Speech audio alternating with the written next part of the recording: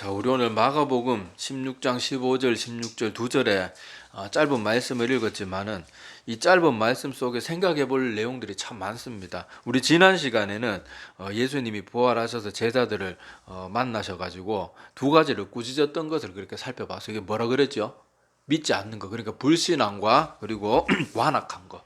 마음이 점점 굳어지고 우리 인간들의 선입견이나 상식, 뭐 경험 이런 것들 때문에 완악해진 상태, 그런 것들에 대해서 책망받은 내용들을 살펴보았고, 특히 완악한 것은 한번 거부하기 시작하면 점점 더 마음이 굳어지기 때문에 그 위험성에 대해서도 저희들이 살펴보았습니다. 자, 오늘 마가복음에는 굉장히 짧게 기록되어 있는데 요 짧은 요 말씀이 주님께서 마지막 제자들에게 명하시고 떠난 그 말씀이기 때문에 참 중요한 말씀입니다. 우리 흔히 그 목사님들 설교할 때 지상 명령이다 이렇게 표현하는 부분이 바로 오늘 이 말씀이에요. 자, 마가복음은 원래 뭐 사복음서 중에서도 제일 짧기도 하고 아마 마가 성격이 이렇게 핵심만 팍팍 짚어서 말하는 좀 그런 성격이었던 것 같아요.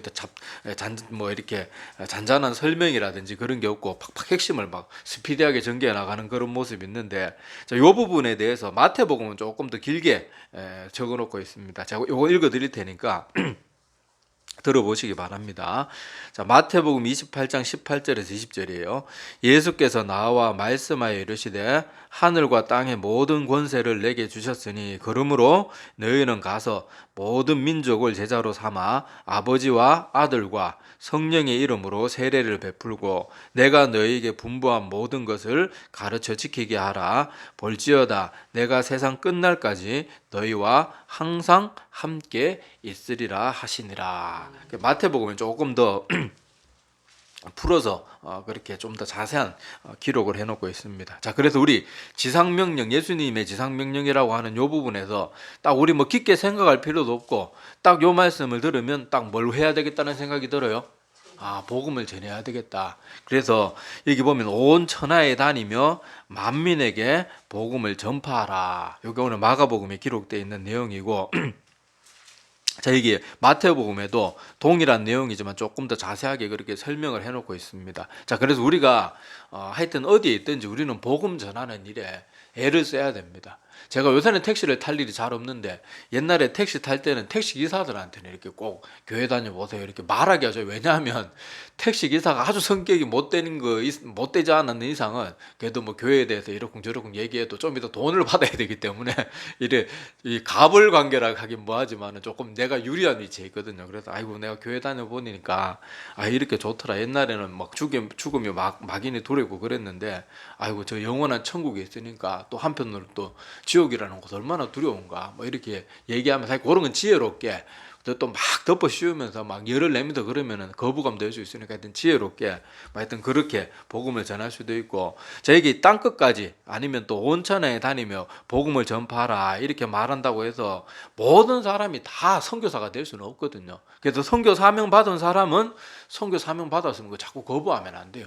목사들 중에 솔직히 목사 되고 싶어서 목사한 사람 몇 명이나 있겠어요. 간혹가다 나 목사하고 싶어서 미치겠어 이런 사람 간혹가다 보긴 맞는데, 제가 신학교 가서 이렇게 같이 저도 이렇게 목회자에 대한 부담이 너무 커가지고 얘기해보면은 다 되고 싶어서 된 사람 그렇게 많지 않습니다. 그렇지만은 사명을 받으면 가야 돼요. 자꾸 거부하지 말고. 그래서 우리가 선교사님 같은 경우에는 먼 지역에 나가도 선교하지만은 또 모든 사람이 다 선교사가 될 수는 없으니까 우리가 할 수 있는 거 있잖아요. 우리 주변에 뭐 아는 사람, 알고 지내는 사람, 친구들, 그리고 친척들, 심지어 또 홀로 믿는 사람은 가족들에게도 복음을 전할 수 있는 거예요.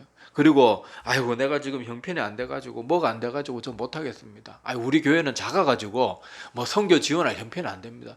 그런 말 하면 안 돼요.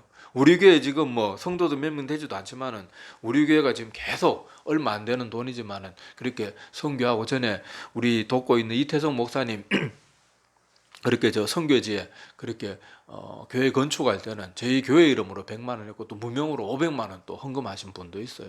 그래서 우리가 가난하다고 힘이 없다고 그렇게 핑계대기 시작하면 아무것도 못합니다. 옛날에 우리나라에 복음을 전해주었던 그 고마운 선교사님들, 영국 뭐 유럽 교회나 미국 교회 선교사님들 중에요, 막 우리나라 초대형 교회가 큰 교회에서 파송하면서 선교사는 거의 없어요.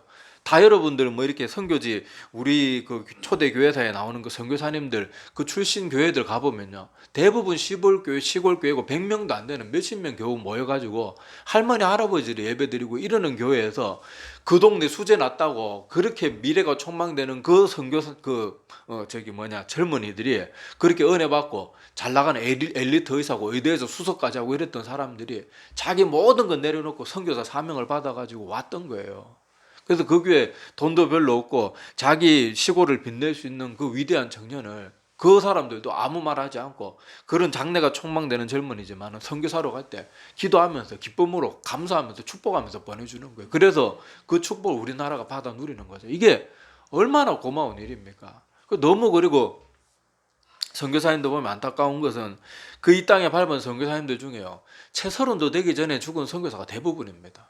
보통 뭐 10대 후반이나 20대 뭐 이때 와가지고요, 다 풍토병으로 선교 한 몇 년만 하다가 그때 당시 지금처럼 뭐 모든 질병의 원인이 밝혀진 것도 아니고 백신 같은 것도 잘 발달돼 있던 그런 시대가 아니라 가지고 그만 이 땅에 와서 듣도 못한 풍토병 걸려가지고 보통 2, 3년 사역하고 죽었던 사람은 뭐 오자마자 죽기도 하고, 토마스 선교사님 같은 경우는 대동강 도착하자마자 청경채 한 권 던져주고 목을 쳐가지고 그렇게 돌아가시기도 하고 그랬잖아요. 그런데 그 작은 교회 이름도 없이 빛도 없이 왔던 그 수많은 위대한 선교사님들, 그분들 때문에 우리가 이렇게 큰 축복을 누리고 있는 거예요. 불과 70년 전에 전쟁의 폐허더미 속에서 있던 나라가 이렇게 그렇게 복을 받고 잘 사는 것도 그 선교사님들이 뿌려준 그 복음의 씨앗을 붙들고 우리 선조들이 나라가 폐허가 돼도 교회부터 세우고 기도부터 하고 새벽을 깨우니까 하나님이 이 나라 불과 몇십 100년도 되지 않는 이 짧은 시간에 이 나라 이렇게 세워주시는 거예요. 그래서 우리 선교의 사명을 받은 사람은 자꾸 그거 뭐 이 차일피일 미룰 필요 없고 하나님 앞에 기도하고 준비하면서 또 주변의 사람들한테 알려가지고 도움 받을 수 있는 뭐 선후배 목사님들도 있을 거고 또 사람들한테 도움 받아가지고 갈 수 있는 사람은 가야 돼요. 그리고 이 땅에서 목사로 부름 받은 사람은 바른 말씀으로 또 복음 전하는 것이고, 또 일반 성도들 같은 게 주변에 초신자들 같은 게 특히 안 믿는 사람들 주변에 많잖아요. 그래서 교회 다니니까 하나님의 그런 영생에 대한 말씀을 들으니까 너무 좋더라, 우리 구원받아야 되지 않겠냐, 그렇게 말이라도 던져보고 그렇게 해서 어떻게든 우리가 천하 만민에게 복음 전하니 우리 모두가 쓰임 받아야 됩니다. 이거는요, 우리 흔히 그런 뭐 선교 대회 이런 거 하면 목사님들 그런 설교 많이 하잖아요. 이 복음 전도나 선교는 선택이 아니고 필수다. 하나님께서 우리에게 뭐 예수님이 이 땅에 오셨을 때는 우리 인간들에게 구약의 율법처럼 막 세세한 거 하나하나 막 요구 복잡하게 하지 않으셨어요. 그런데 마지막 지상 명령에는 무슨 명령을 주셨어요? 복음을 가서 전하라. 발 닿는 곳까지 가서 복음을 전해서 천하 만민 모든 사람이 이 복음을 듣고 지옥 가지 말고 구원받는 백성들이 될 수 있도록 복음을 바르게 전하고, 또 여기 마태복음, 우리 마가복음에 안 나오지만 마태복음에는 내가 너에게 분부한 모든 것을 가르쳐 지키게 하라 하면서 주님의 말씀도 대충 귀에 듣기 좋은 것만 가르치고 이런 게 아니고 예수님이 이 땅에서 하셨던 그 말씀들을 다 골고루 가르쳐서 건강한 그리스도인들이 되도록 그렇게 주님께서 명하셨던 것도 우리가 볼 수가 있습니다. 그래서 첫 번째, 오늘 이 짧은 2절 말씀 속에서 우리가 기억해야 될 것은 우리는 하여튼 힘 닿는 대로 내가 할 수 있는 대로 하나님이 주신 사명대로 복음 전하는 거. 여러 뭐 부류가 있을 수 있어요. 선교사일 수도 될 수도 있고 목사가 될 수도 있고 전도사가 될 수도 있고 평신도가 될 수도 있고 뭐 어쨌든 뭐 우리가 여러 직분을 가지고 주의 일을 하지만은 하여튼 복음 전하는 것은 우리의 사명이라는 거, 그거 꼭 기억하시기를 바랍니다. 자, 그리고 자, 복음을 전하다가 보면은 우리가 종종 낙심을 하게 돼요. 왜냐하면 뭐 좀 어느 정도 친하다고 생각하고 심지어 가족이나 혈육들한테 내가 온 마음을 다해서 정말 그 사람 사랑하는 마음으로 복음을 전하는데 잘 받아들입니까? 이 전도가 이 생각만큼 잘 되는 게 아니에요. 이게 참 희한하게 잘 안 되는데 자, 오늘 예수님의 가르침을 가만히 보면요, 우리가 복음을 열심히 전하고 땅끝까지 그렇게 천하 만민에게 복음을 전하기 위해서 온 애를 다 써도요, 여기 16절에 보면은 분명히 나오지만은 어떤 사람은 그 복음을 듣고 그렇게 믿는 반응을 보이는 사람도 있을 것이고, 또 한편으로는 온 세상 모든 주의 백성들이 다 복음을 열심히 전하고 어떤 사람한테는 수천 수만 번의 복음의 말씀이 들려줘도 안 믿는 사람도 분명히 있을 거라는 거예요. 그래서 우리가 복음 전할 때요, 자꾸 내가 이렇게 하는데 왜 안 되지? 이런 생각 자꾸 하면 안 돼요. 나는 그저 뭐만 하면 돼요? 하나님 명령대로 순종만 하면 되는 거예요. 그리고 그 결과는 하나님께 맡기는 거예요. 그래서 성경에도 보면 나오잖아요. 우리는 그냥 씨를 뿌리는 자들이고 자라게 하는 분은 누구예요? 하나님이 하시는 거예요. 우리는 씨 뿌려놓고 자라게 하는 분은 하나님인데 내가 무슨 하나님이나 된 것이냐. 내가 이렇게 노력하고 내가 이렇게 기도하고 내가 뭐 했는데 내가 막 이러면서 나 이제 안 해. 더러워서 안 한다. 막 이런 식으로 해서는 안 되고 우리가 아무리 노력해도 안 되는 사람이 있을 수도 있다는 것도 꼭 기억하셔야지. 안 그러면요 복음 전하다가 금세 지칩니다. 사역자들도요 설교하다가 보면 사람들이 똑같은 설교 계속 한다고 바뀝니까? 아니, 사람들 좀처럼 바뀌잖아요. 우리 지난 시간에도 나눴지만은요 말씀 전하는 저도 그렇고 모든 사람들은 다 마음에 고집스럽고 완악한 그런 모습이 다 있어요. 오죽하면 성경에 보면은 하나님, 그 사랑이 많은 하나님, 우리를 위해서 대신 목숨까지 내어주시는 그 하나님도 100년 200년 300년 400년 1000년씩 참다 안 돼가지고 한 번씩 하나님이 진노를 내리셔가지고 한 번씩 본보기를 보이시잖아요. 마찬가지로 우리 인간은 그런 완악한 모습이 있기 때문에 복음을 전하다가 잘 안 된다고 절대로 낙심하면 안 됩니다. 우리는 그저 믿고 맡기면 되는 거예요. 기도의 사람 조지 물러라는 사람 있잖아요.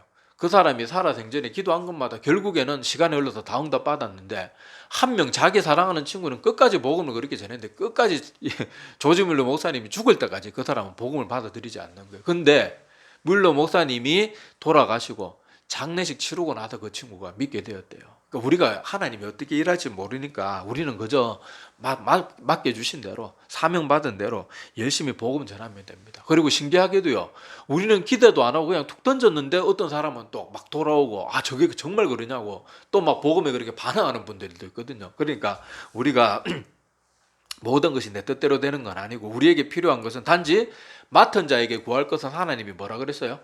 충성이니라. 맡은 자에게 구할 것은 뭐 너희들 열매를 반드시 가져와야 되느니라 이렇게 한 게 아니고 우리는 충성하면 되는 거고 열매와 모든 결과물들은 하나님이 알아서 하시는 거예요. 그걸 우리가 오늘 이 말씀을 통해서 아울러 전도하다가 낙심하는 분들이 하도 많아가지고 제가 이 말씀은 꼭 드립니다. 복음은요 아무리 노력해도 내 뜻대로 잘 되지 않아요. 하나님께서 하시는 것이니까 우리가 그렇다고 뭐 하나님이 다 알아서 하니까 우리는 두 손 두 발 놓고 있읍시다 이건 아니에요. 사도행전 보면은 주님의 제자들이 어땠습니까?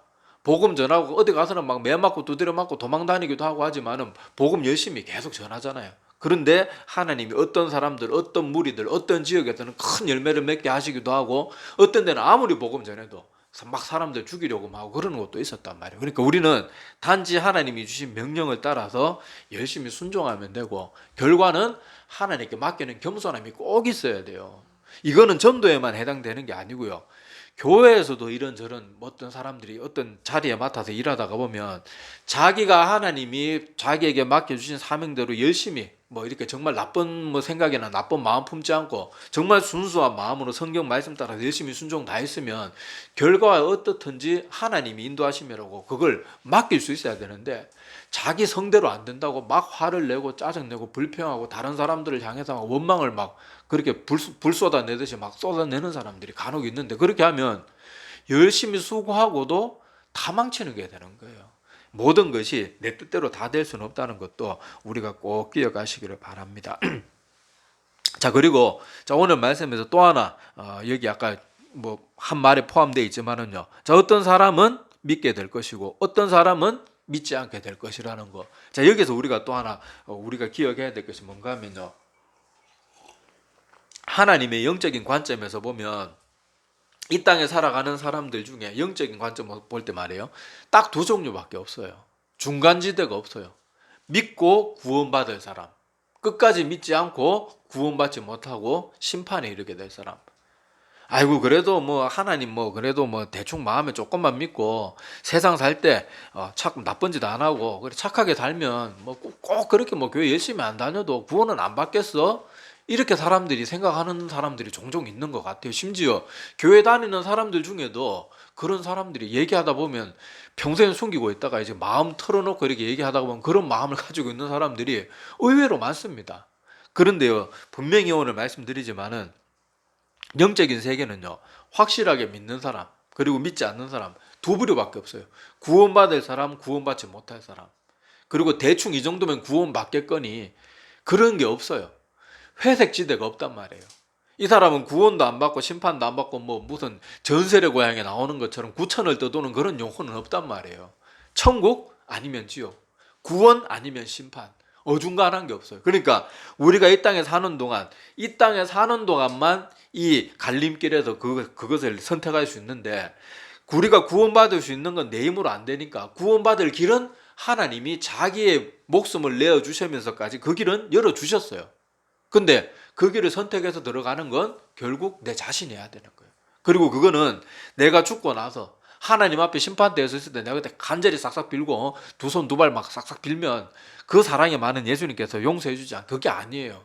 이 땅에 내가 하나님이 주시는 기회를 가지고 숨을 붙이고 살아가는 동안에만, 그 동안에만 우리가 구원받을 수 있거나 아니면은 지옥 심판에 이르게 돼요. 그거는 이 땅에 살아가는 동안 이 땅에 숨을 붙이고 있는 동안만 결정되는 거 꼭 기억하시고, 다시 말씀드리지만은 어중간하게 믿어가지고 어중간히 구원받는 거 없어요.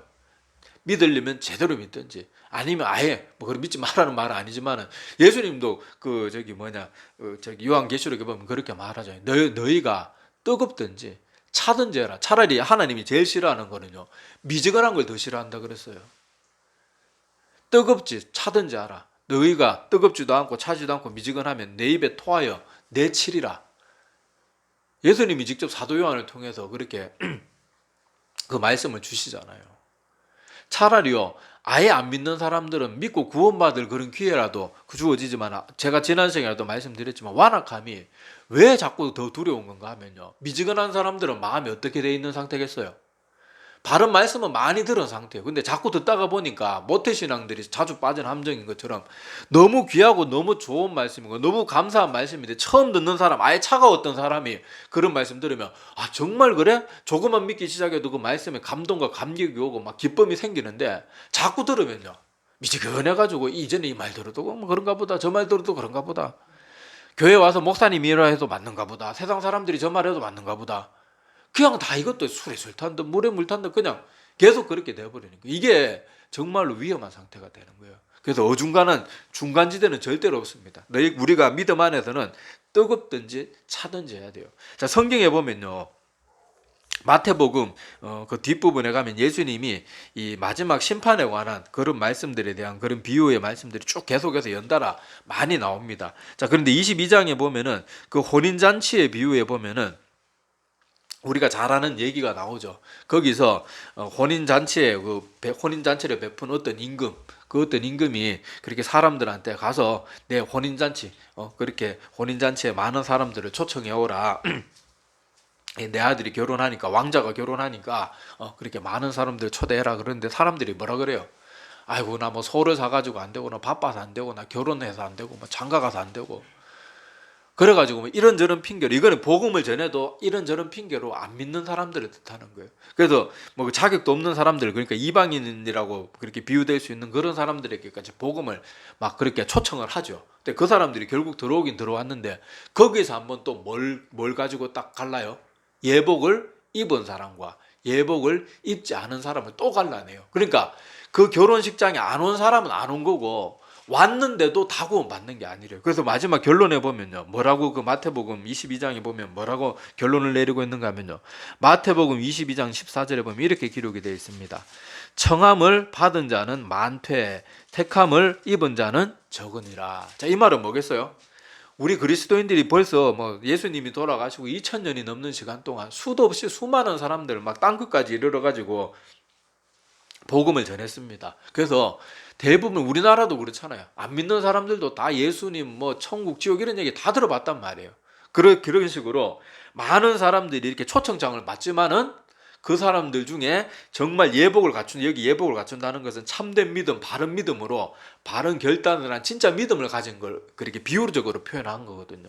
그렇지만은 이렇게 많은 사람들이 복음을 듣고 심지어 교회에 나와 있기도 하지만은 그 중에 하나님이 택하시는 사람은 예복이 준비된 사람, 참된 믿음으로 순종한 믿는 그 믿음 있는 그 사람들만이 천국 시민, 천국 백성이 되는 거를 여기 마태복음 22장 1절에서 14절에 보면 그 왕자의 혼인잔치 비유를 통해 가지고 예수님이 알아듣도록 너희들이 천국에 대해서 오해하지 않도록 이 비유의 말씀을 그렇게 베풀어 주고 있습니다. 그리고 마태복음 25장에 보면은 또 양과 염소 그 비유를 통해 가지고 또 말씀을 하시죠. 양과 염소들 특징이 뭔가 하면 다 하나님을 압니다. 이 사람들이 보면 하나님을 모르는 사람들이 아니에요. 모르는 사람들이 아닌데 양들은 어떻게 해요? 주님 받은 말씀대로 이웃을 불쌍히 여기고 주님 말씀을 실천하면서 살았던 사람들이 양으로 비유되고 있고, 염소들은 그냥 지 하고 싶은 대로 사는 거예요. 하나님의 말씀도 알긴 알지만은 그냥 지 하고 싶은 대로 살면서 순종함이 없는 가짜 믿음으로 산 사람들을 비유를 하고 있는 거예요. 자, 그런데 여기서도 시간 관계상 뭐 우리가 다 내용 자세히 살펴보진 않겠지만은, 자 여기서도 보면 마태복음 25장 45절과 46절이 이 예수님의 비유의 결론이에요. 자, 여기서 예수님이 이렇게 말합니다. 자, 이에 임금이 대답하여 이르시되 내가 진실로 너희에게 이르노니 이 지극히 작은 자 하나에게 하지 아니한 것이 곧 내게 하지 아니한 것이니라 하시니니 그들은 영벌에 의인들은 영생에 들어가리라 하시니라. 아멘.